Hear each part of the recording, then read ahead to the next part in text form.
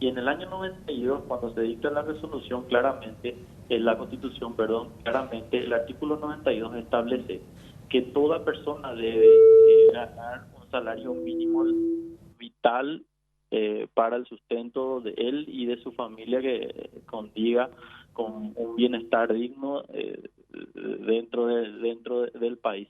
Entonces, ¿qué dice la Constitución? Que el salario mínimo debe estar establecido por ley. Está establecido por ley que hoy día que el salario mínimo legal vigente es 2.289.324 guaraníes, salvo casos especiales, cuando existan leyes especiales, como por ejemplo era la ley del trabajo doméstico, la ley del trabajo del aprendiz, la ley del part-time, que es el tiempo parcial, y la ley de MIPYME que establece, habilita legalmente a pagar menos del salario mínimo.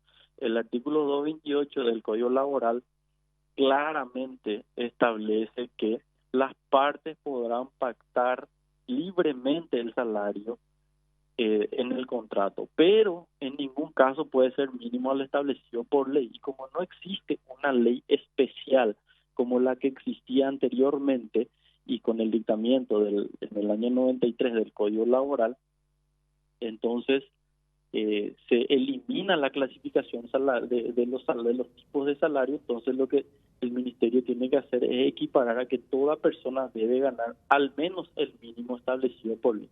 Luego están las clasificaciones salariales que se siguen manteniendo en ciertos rubros. Por ejemplo, el sector transporte tiene un mínimo diferenciado. Existen los periodistas, también el salario de los periodistas tiene un salario diferenciado. Los trabajadores del sector de marina mercante también tienen un salario diferenciado. Entonces, pero todos ellos más del mínimo. Y este era el único sector que estaba ganando menos del mínimo. Conforme lo dijiste, estaba establecido en dos categorías, categoría A y B, que establecía un piso. ¿Un piso por qué? Porque se aumentaba la base imponible, la base del salario de 813.000, que es la categoría a partir hasta de 1 a 4.000 cabezas de ganado. Es decir, superando las 4.000 cabezas de ganado, pasa a la categoría B, entonces tenía un salario piso de 1.118.000 y iba aumentando de acuerdo porcentualmente a las cabezas. Entonces, lo que hizo el ministerio fue equiparar el salario conforme a lo que establece la Constitución en el artículo 228 del Código Laboral. Bueno, finalmente, viceministro, sabemos que en nuestro país existe mucha informalidad y sabemos que hay gente que no cumplen hoy los mínimos requisitos del Código Laboral. Sin embargo, eso no significa que no se exija en general el cumplimiento de lo que está establecido en la ley y en la Constitución. Lo que nos extraña nomás es que esto salta como una crítica, como una denuncia que hace incluso a nivel gremial, la rural, un sector que meta a nuestra economía a 1.500 millones de dólares al año. Es decir, no estamos hablando de MIPYMES, si bien es cierto que hay también pequeños productores, pero esos más bien tienen empresas familiares. Estamos hablando de gente que está contratando a terceros para que trabaje dentro de este rubro que genera mucha renta y que ahora nos enteramos estaban pagando 800.000 guaraníes y monedas a sus empleados.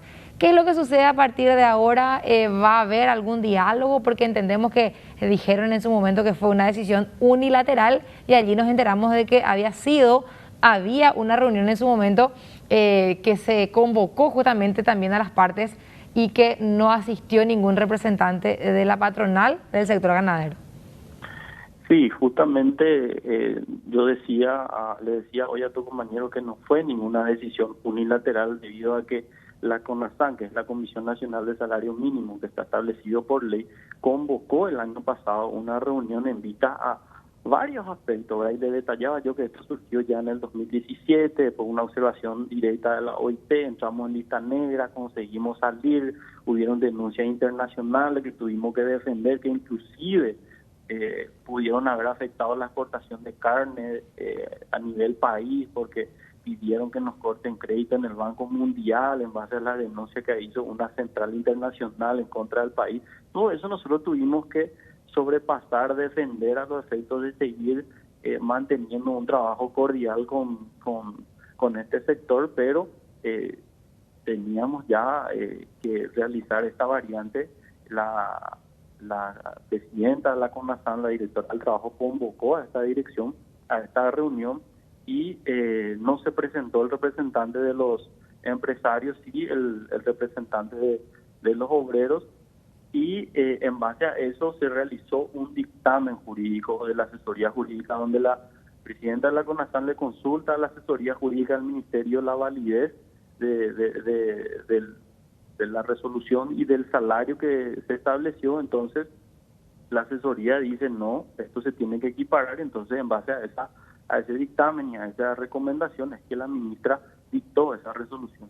Y le decía yo también el día de ayer, cuando nos reunimos con los representantes de la ARP, que es medio ilógico tratar de decir que es ilegal la resolución, o es medio ilógico tratar de decir que es unilateral, puesto que la resolución que ellos hoy quieren que vuelva a estar vigente también fue dictada por la ministra.